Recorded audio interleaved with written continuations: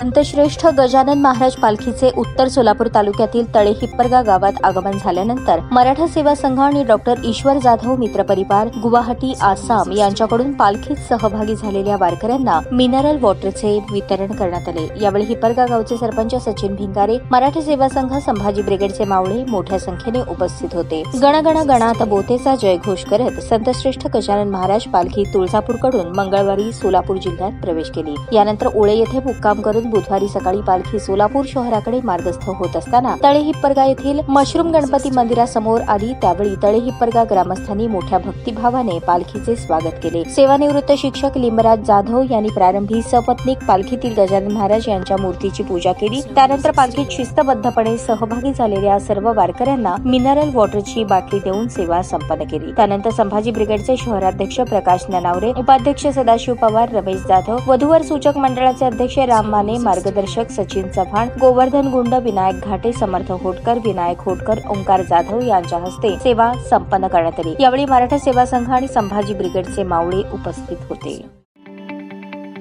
ताज्या बातम्या पाहण्यासाठी प्राईम महाराष्ट्र न्यूज चॅनलला सबस्क्राईब करा।